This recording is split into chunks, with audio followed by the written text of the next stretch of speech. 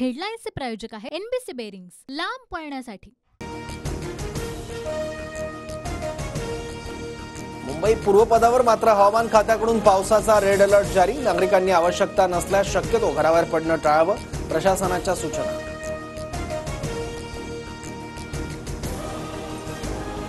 पुणे, सातारा, रायगड, सिंधुदुर्ग, रत्नागिरीला पावसाचा red alert. प्रशासनाकडून नागरिकांना सतर्कतेचा इशारा।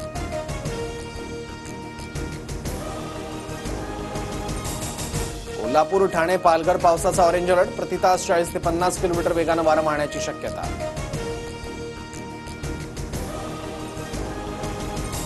मध्य रेल्वेची वाहतूक पूर्वपदावर। ठाण्यात लोकल सेवा 15 ते 20 मिनिटांच्या उशिरानं सुरू।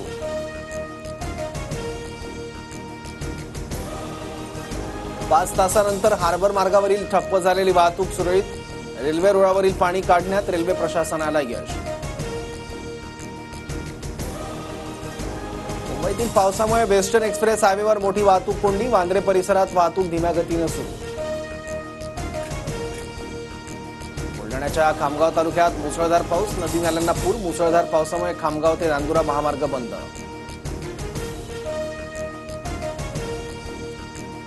देवेंद्र फडणवीस मराठ्यांची फसवणूक करतायत। छगन भुजबळांचं ऐकून देवेंद्र फडणवीस भाजपचं वाटोळं करतील। मनोज जरांगेंचा फडणवीसांवर हल्लाबोल। मनोज जरांगेंची भूमिका केवळ सरकार विरोधी। मनोज जरांगेंनी शरद पवारांविषयीची भूमिका स्पष्ट करावी। भाजप नेते प्रवीण दरेकरांची मागणी।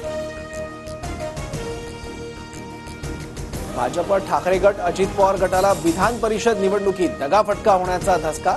मतांची फाटाफूट टाळण्यासाठी सर्व पक्ष आमदारांना हॉटेलमध्ये ठेवणार।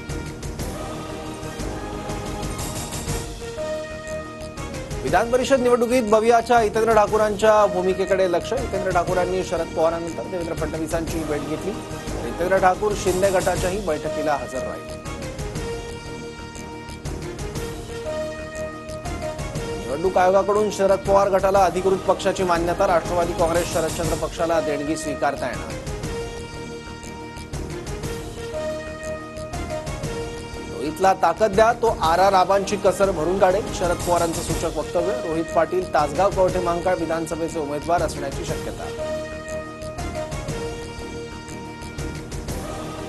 रविवारी संध्याकाळी आमदार संजय शिरसाट यांच्या गाडीवर दगडफेक। अज्ञात व्यक्तीनं शिरसाटांच्या गाडीवर दगड फेकल्याचा प्रकार समोर। मध्ये असलेली वाघनखा छत्रपती शिवाजी महाराजांची असल्याचा कोणताही पुरावा नाही। व्हिक्टोरिया अँड अल्बर्ट म्युझियमची इतिहासकार इंद्रजित सावंतांना माहिती। वाघनखांबाबत सरकारने जनतेची फसवणूक करू नये। वाघनखांविषयी शासनाने स्पष्टता करावी।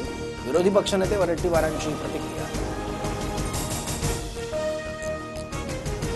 पंतप्रधान नरेंद्र मोदी 2 दिवस रशिया दौऱ्यावर। राष्ट्राध्यक्ष व्लादिमीर पुतीन यांची भेट घेणार। दोन्ही देशांमध्ये महत्त्वाचे करार होण्याची शक्यता। हेडलाईन्सचे प्रायोजक आहे एनबीसी बेरिंग्स, लांब पळण्यासाठी।